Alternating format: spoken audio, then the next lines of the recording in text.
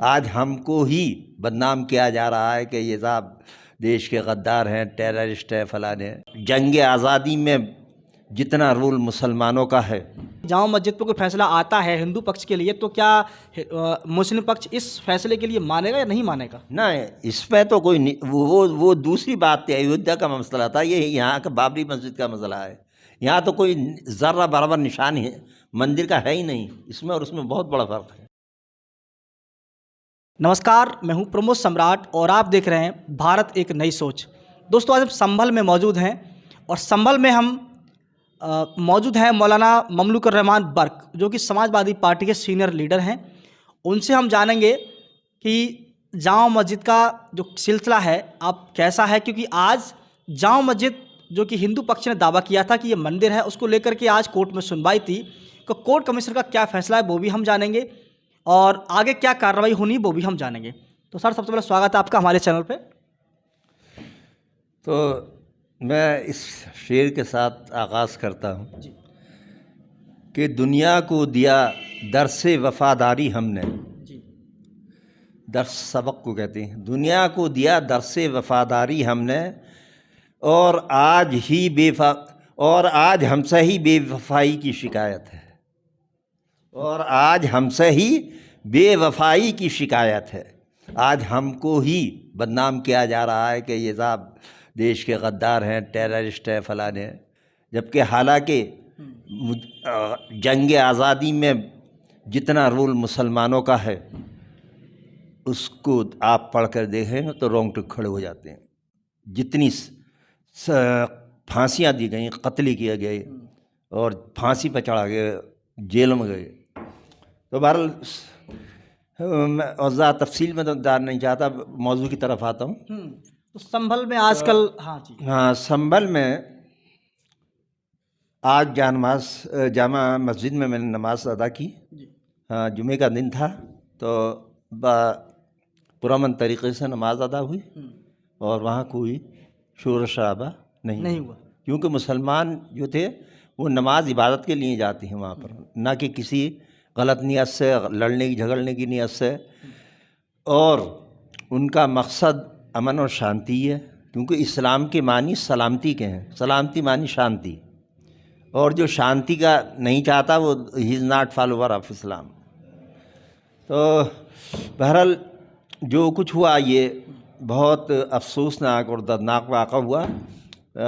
इस पर मुझे बहुत अफसोस है कि संभल नगरी में जो कि यहाँ लोग एक दूसरे के साथ मिलजुल कर रहते थे, हिंदू मुसलमान, और वहाँ पर ये नफ़रत की भावना पैदा करने की कोशिश की गई कुछ लोगों के ज़रिए, लेकिन वो नाकामयाब रही इसमें। और जो यानी कि चंदोसी के जिन जज साहब ने ये आर्डर किया था कि साहब इसका फ़ौरन सर्वे किया जाए, हाँ, बग़ैर मस्जिद पक्ष को सुने हुए, तो उन्होंने भी कानून की ख़िलाफ़ वर्जी की। अच्छा, उनका फैसला कोर्ट के जो जज ने मतलब कानून के खिलाफ ही मतलब एक्शन लिया, के ख़िलाफ़ फैसला है उनका, क्योंकि ये 1991 में ये कानून बन चुका है कि बाबरी मस्जिद के अलावा सन 47 से पहले की जितनी इबादत गाहें, वर्शिप प्लेस हैं, तो वो वैसे के वैसे रहेंगे, उनका स्टेटस वैसा ही रहेगा, बदला नहीं जाएगा। कोई मंदिर मस्जिद नहीं होगी और कोई मस्जिद मंदिर नहीं होगा। हाँ, तो इसका मतलब है कि जो जज साहब हैं उन्होंने वर्शिप एक्ट का उल्लंघन किया है और हम इसे कोर्ट में चैलेंज कर रहे हैं। और आज भी वैसे कोर्ट में सुनवाई थी।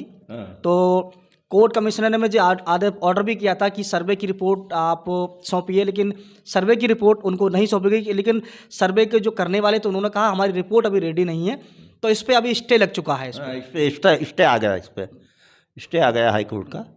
और सेकंड चीज़, सुप्रीम कोर्ट ने आदेश दिया है कि अब वर्तमान में जो स्थिति संभल की बनी हुई है वो बनी रहेगी और इसको और अच्छा करने के लिए अभी क्या फैसला लिया जाएगा, लेकिन इसमें किसी प्रकार से जो निचली अदालतें कोई फैसला नहीं लेंगी और इसकी अगली सुनवाई जो है वो 8 जनवरी को उसकी होने वाली है। दूसरी बात कि सुप्रीम कोर्ट ने यह भी कहा है कि जो सर्वे रिपोर्ट है वो सर्वे रिपोर्ट एक सील पैक बंद में होनी चाहिए, उसको कोई भी ओपन नहीं कर पाएगा। हाँ, तो बहरहाल ये सुप्रीम कोर्ट ने आज के अखबार में है, अमर उजाला में भी है और दैनिक में, बहरहाल फटकार लगाई है एडमिनिस्ट्रेशन को भी और पुलिस को कि वो जो है सत्ता के नशे में काम कर रही है। हाँ, सत्ता का खेल खेल रही है और सत्ता से फ़ायदा उठा रही है। और जो वहाँ पर याचिका दायर करेगा ना उसको टार्चर किया जाएगा ना उसको गिरफ्तार किया जाएगा। लेकिन याचिका दायर जैसे की जाएगी सुप्रीम कोर्ट में, तो इसमें मस्जिद कमेटी के लोगों ने ये कहा है कि जो सर्वे रिपोर्ट है उसकी हमें कॉपी चाहिए, और सुप्रीम कोर्ट ने ये ऑर्डर ये दिया है कि जो कॉपी, जो सुप्रीम कोर्ट का जो सर्वे है मस्जिद का, वो बंद सील पैक में होना चाहिए। तो उनको कॉपी कहाँ से मिल जाएगी उनके लिए? पूर्व याचिका दायर कैसे कर पाएंगे वो? याचिका तो दायर की जाएगी, अब वो याचिका दायर होगी तो फिर वो सर्वे रिपोर्ट भी दिखाएंगे। याचिका इस बात की दायर की जाए कि हमें सर्वे रिपोर्ट दिखाई जाए, तभी हम उसका जवाब दे सकते हैं।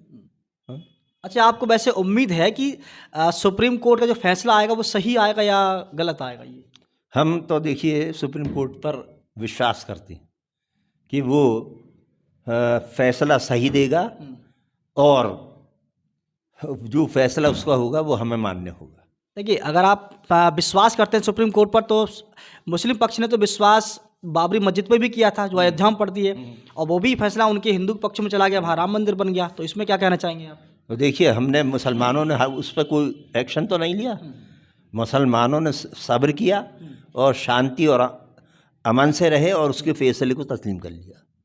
तो अगर अब भी जैसे ये आपकी जामा मस्जिद पर कोई फैसला आता है हिंदू पक्ष के लिए, तो क्या मुस्लिम पक्ष इस फैसले के लिए मानेगा या नहीं मानेगा? ना, इस पर तो कोई वो दूसरी बात थी, अयोध्या का मसला था, ये यहाँ का बाबरी मस्जिद का मसला है। यहाँ तो कोई ज़र्रा बराबर निशान है मंदिर का है ही नहीं, इसमें और उसमें बहुत बड़ा फर्क है।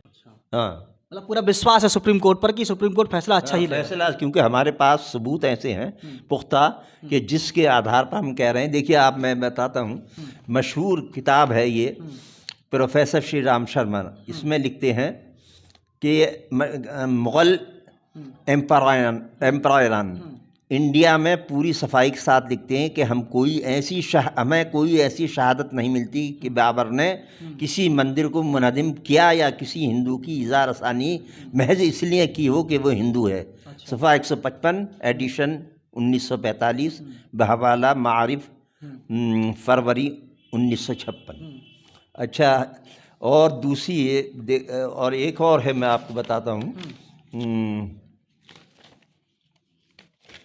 ये डॉक्टर शिंबरनाथ पांडे, गवर्नर उड़ीसा, अपने मजमून हिंदुस्तान में लिखते हैं कि जब से मुल्क की बागडोर अंग्रेज़ों के हाथ में आई है, उन्होंने हिंदू और मुसलमानों के दरमियान तासुब की जड़ें मजबूत करने के लिए निसाब में तारीख़ को तोड़ मरोड़ कर पेश किया। हाँ, यानी कि जो उन्होंने लिखा किताबों में तो तोड़ मरोड़ कर पेश किया, ताकि हुकूमत उनकी मुस्तहकम हो सके। इनमें डिवाइड एंड रूल की पॉलिसी अपनाई। उन्होंने ये बावर कराने की कोशिश की कि मुस्लिम हुक्मरान जालिम और जाबिर थे, हालांकि ऐसा नहीं है।